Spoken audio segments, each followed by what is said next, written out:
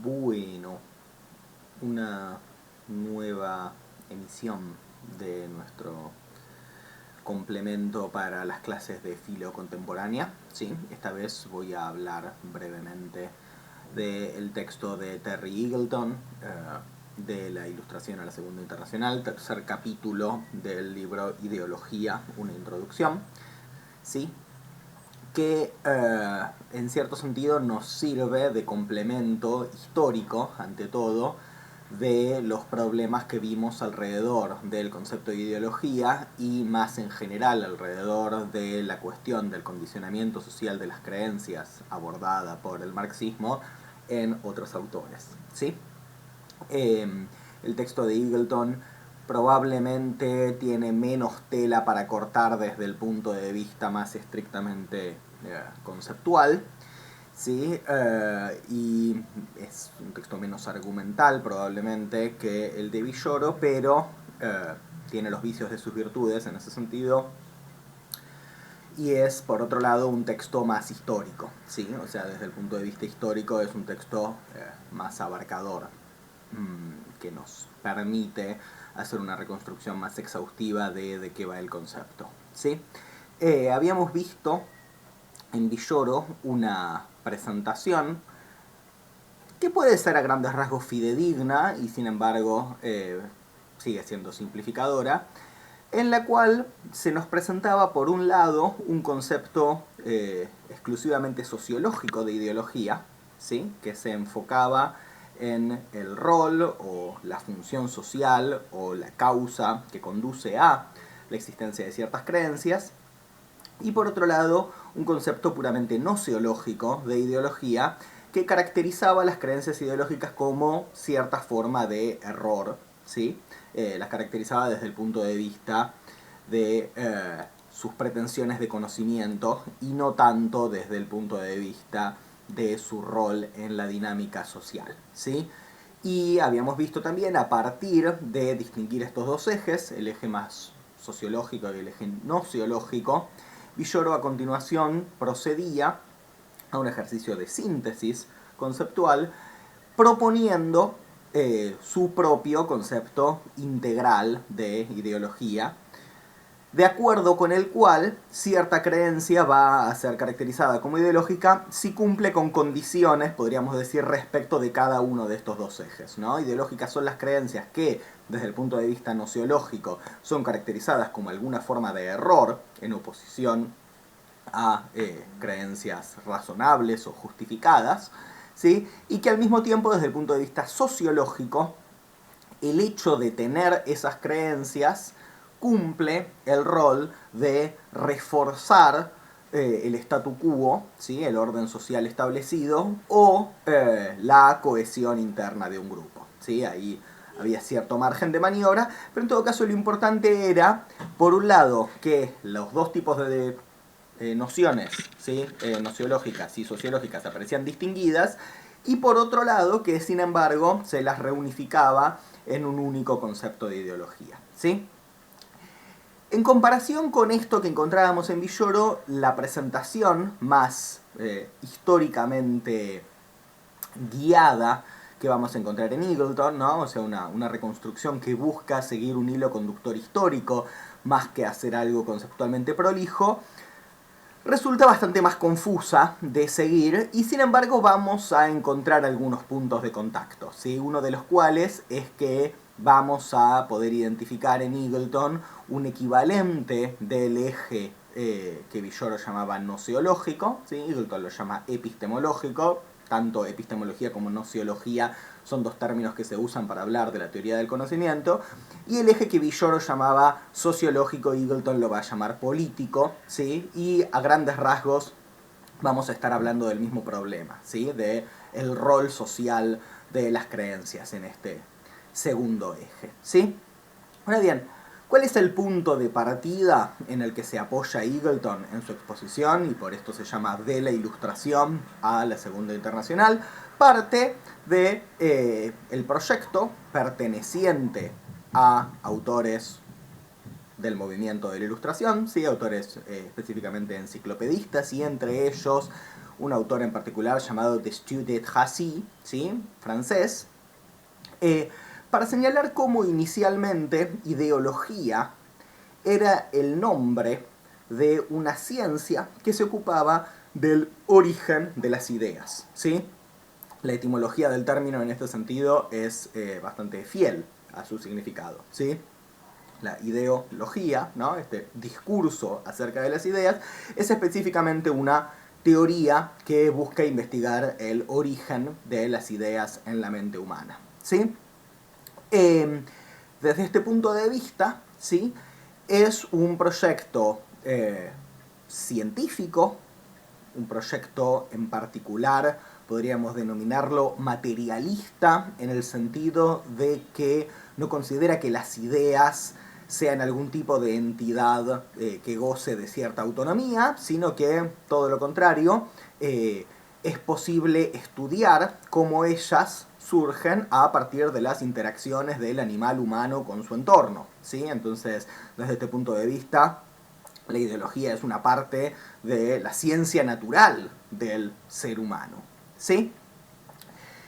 Ahora bien, por otra parte, este estudio ideológico es para estos autores ilustrados, y en esto la orientación es muy acorde al movimiento ilustrado en general, una forma de desenmascarar ciertas ilusiones, o al menos de este modo lo presenta Eagleton, ¿no? El proyecto de los ideólogos, en el sentido originario del término, ¿no? de este movimiento liderado por Destutt-Hassy, era un proyecto que, al mostrar el origen de ciertas ideas, podía, por así decirlo, desenmascarar ciertas ilusiones, ciertas supersticiones, cierta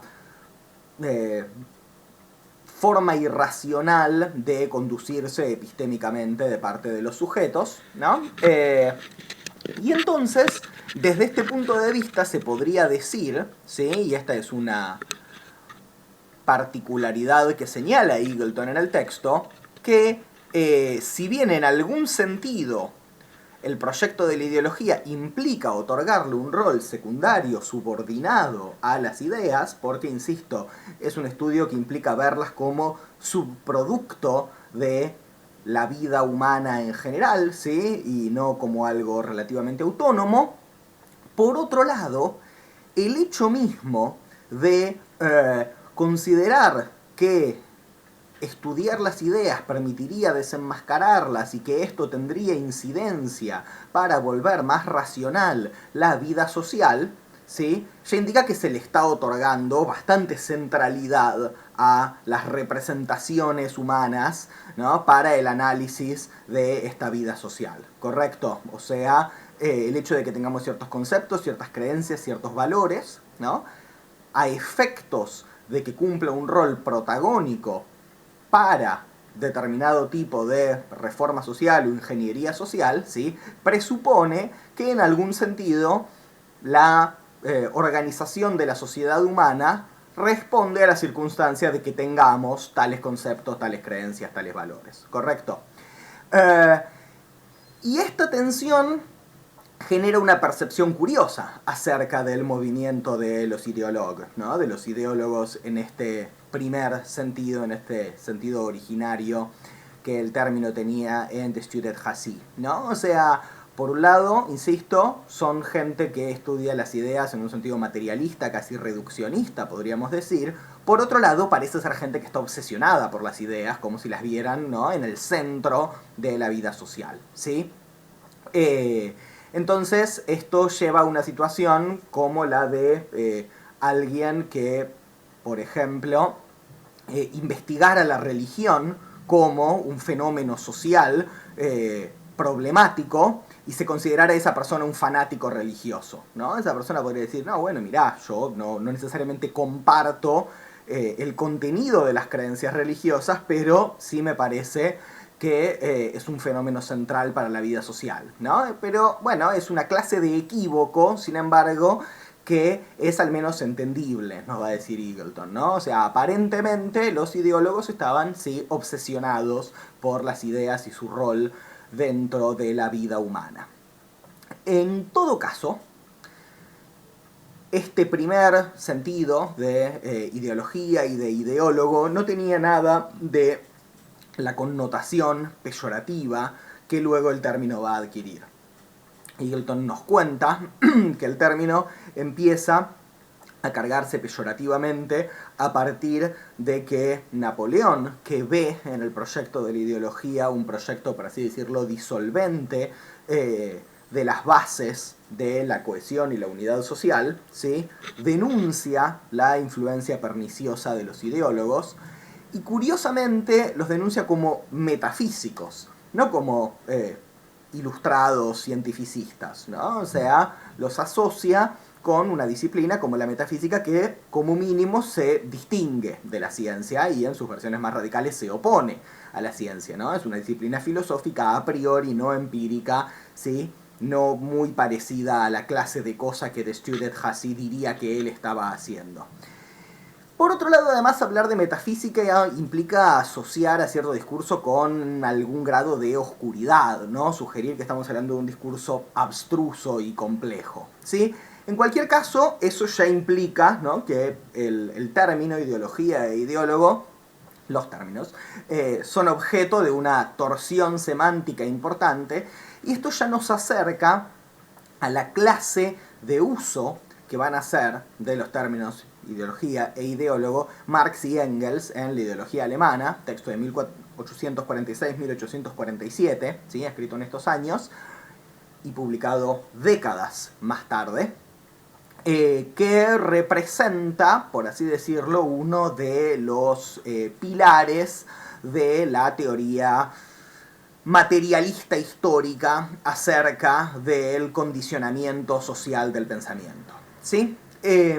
¿Cuáles son los adversarios de Marx y Engels bajo el título ideólogos? ¿Quiénes son los ideólogos con los cuales se están peleando Marx y Engels acá?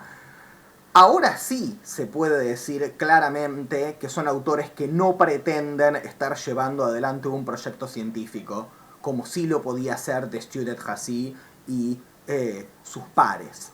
¿Sí? Los adversarios contra los cuales se están peleando Marx y Engels en este texto de 1846-1847 son filósofos influidos por Hegel, ¿sí?, tales como Bruno Bauer, como Max Stirner, como Ludwig Feuerbach, ¿sí?, filósofos que incluso si pretenden estar reaccionando en algún sentido contra la herencia hegeliana, comparten, sin embargo, y esta es al menos la caracterización que van a hacer Marx y Engels en este texto, que es profundamente crítico, de estos autores, comparten la confianza en, de nuevo, la centralidad de las ideas, de las representaciones humanas, los conceptos, las formas de conciencia en la determinación de la vida social, ¿sí?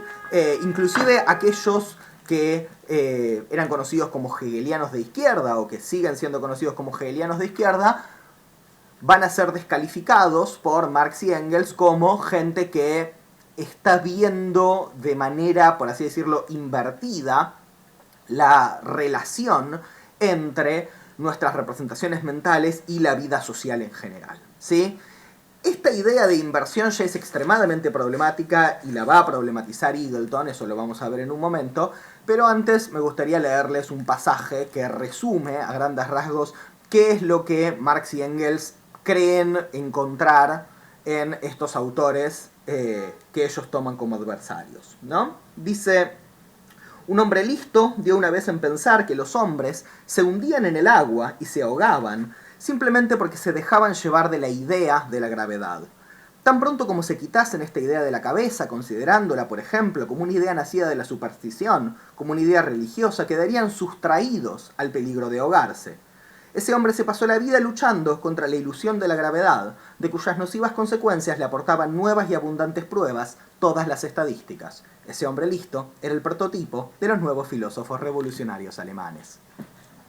Entonces, ¿cuál es el problema acá? ¿No? El problema es, Marx y Engels se oponen a considerar que la transformación radical de las relaciones sociales sea algo que podemos lograr por vía de atacar lo que las personas tienen en la cabeza, dicho crudamente, ¿no? Entonces consideran que hay cierto corrimiento de foco de parte de los autores a los cuales ellos descalifican como ideólogos, ¿no? O sea, consideran que el foco de la acción emancipatoria no puede consistir en dedicarse a combatir representaciones equivocadas en la cabeza de la gente, ¿sí? Ahora bien, esta misma crítica que le están haciendo Marx y Engels a los ideólogos, resulta un tanto paradójica, porque incluso si decimos que no es posible transformar la sociedad por medio del cambio de las ideas de la gente, sería difícil discutir la circunstancia de que los propios Marx y Engels, en particular Marx, que un año después de esto va a escribir el manifiesto del Partido Comunista, consideran que al menos parte de la acción política consiste en esclarecer a las masas, ¿no? O sea, que consideran que al menos parte de una tarea emancipatoria es luchar contra ciertas representaciones que hacen que la gente se comporte de ciertas maneras y tratar de fomentar otras representaciones mentales que hagan que la gente se comporte de otras maneras, ¿no? Entonces, en cierto nivel de radicalidad materialista, anti-espiritualista, la crítica es difícil de sostener, ¿no? La crítica que están haciendo los autores. Sí hay que reconocerle a la consecuencia, a la coherencia de Marx y Engels, que luego de escribir este libro y de hacer un escaso esfuerzo por publicarlo, desistieron de publicarlo porque consideraban que no había ninguna gran tarea política que hacer por la vía de publicar un mamotreto de 700 páginas en mi edición peleándose con un montón de neohegelianos raros, ¿no? O sea, la frase famosa de Engels de lo dejamos librado a la crítica roedora de los ratones indica, bueno, justamente nosotros mismos estamos diciendo que no es muy central para la batalla política el estar dando estas discusiones, así que, bueno, nada, desistieron de publicarlo y nos enteramos de que el libro existió décadas después porque alguien por casualidad lo encontró en los archivos de la socialdemocracia alemana, creo que alrededor de los años 20. Historia muy curiosa. Pero, más allá de la cuestión de qué tan consecuente es escribir un libro dando una discusión abstracta acerca de la inutilidad de dar discusiones abstractas, ¿no? O de dar discusiones intelectuales, ¿no? Escribimos un libro diciéndole a otros intelectuales no vale la pena dar discusiones intelectuales para emancipar la sociedad, porque no va por ahí, ¿sí? El problema teórico más de fondo, sobre el cual efectivamente nos llama la atención Eagleton, es, bueno, ¿qué puede querer decir o poner en bloque, ¿sí? Conciencia por un lado, o ideas por un lado, y vida social por otro lado? O sea, ¿qué puede querer decir algo del estilo de el problema de los ideólogos es que piensan que la conciencia es la que determina la vida, cuando en realidad es la vida la que determina la conciencia?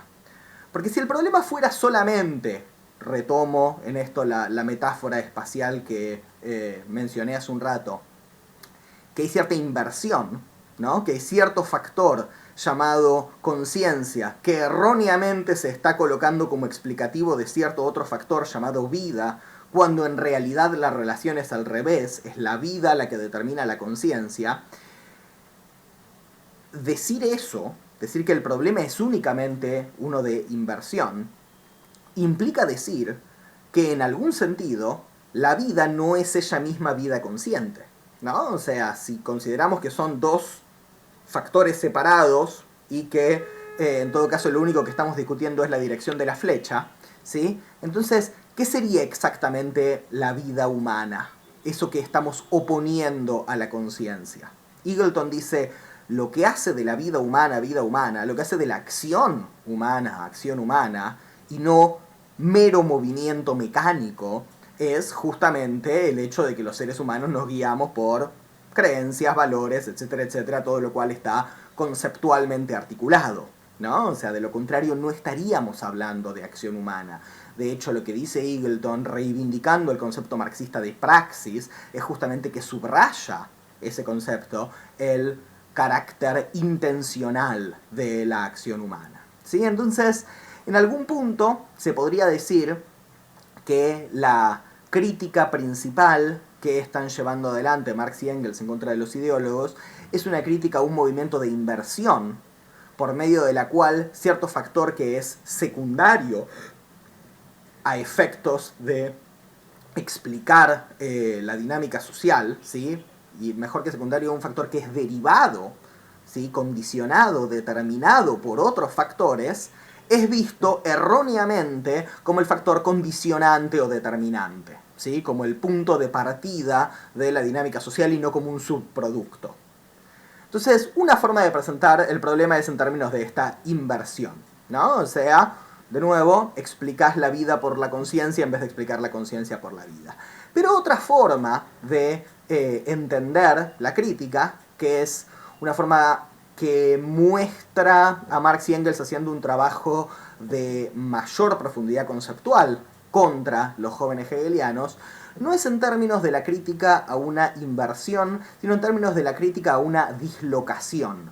Lo que Eagleton llama dislocación, en contraste con lo que llama inversión, ¿sí? Es el movimiento mismo por el cual se considera que las ideas serían un estrato separado respecto de la vida social, para luego, en todo caso, explicar la vida social a partir de esas ideas, ¿no? Pero cuestionar ante todo la dislocación implica decir cosas como: no, mirá, no existe un fenómeno autónomo que llamaríamos el surgimiento de las ideas de libertad, igualdad y fraternidad que luego explica la Revolución Francesa. No, nunca hay algo así como ideas autónomas, sino que esas ideas son representaciones que están en la mente de seres humanos concretos, de carne y hueso, que están involucrados en relaciones sociales, ¿no? Entonces, les decía, mientras el señalamiento en contra de la inversión simplemente se dedicaría a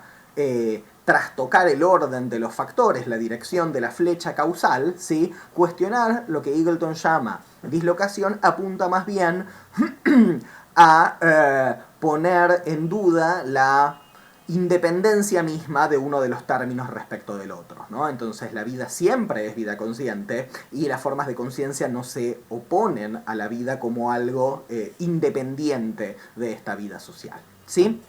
Entonces, recapitulando, Eagleton va a tratar de poner el eje más bien en la necesidad de ver el factor, digamos, representacional de la actividad humana como integrado en esta actividad y no tanto como un factor secundario o derivado, cosa que, si bien encontramos en algunos pasajes de la ideología alemana, ¿sí?, es un materialismo ramplón y simplificador, considera Eagleton, ¿no? O sea, Eagleton también quiere reivindicar una forma de materialismo, pero definitivamente no esa, ¿sí? Entonces, hasta acá tenemos una reconstrucción del tipo de error que sería la ideología para Marx y Engels, ¿no? El discurso que llamamos ideológico es un tipo, efectivamente, de error. En este punto, esto es análogo a lo que habíamos visto como un concepto nociológico de ideología o como un aspecto nociológico del concepto integral de ideología en el caso de Villoro, ¿sí? Sin embargo, tenemos que tomar en consideración que se trata de un error muy peculiar, porque es una creencia acerca de creencias, ¿no? O sea, es un tipo de error que consiste en creer que determinadas creencias resultan centrales para la vida social, por ejemplo, ¿no? Resultan en algún sentido autónomas respecto de esa vida y condicionantes respecto de esa vida, ¿sí? Entonces, desde este punto de vista, no es que la religión sería una ideología, ¿no? Desde este punto de vista, lo que sería una representación ideológica es la creencia que dice que la religión está en la base de la vida social. por caso, ¿sí? Entonces, en este texto, y desde el punto de vista de lo que más focalmente aparece como definición de ideología a lo largo de estas embarulladas casi 700 páginas, ¿sí? La ideología sería esta clase de error que podríamos llamar metateórico, por ponerle algún nombre, ¿no? O sea, cierta creencia falsa acerca del rol que otras creencias tienen, ¿no? Para la vida social, ¿sí? Sin embargo, como vamos a ver más adelante, el concepto de ideología también comporta, según Eagleton, una dimensión política, ya en Marx y Engels, no solo epistemológica, sino también política, y va a surgir de la tensión entre ambas dimensiones, la epistemológica y la política, una serie de problemas que vamos a explorar más adelante.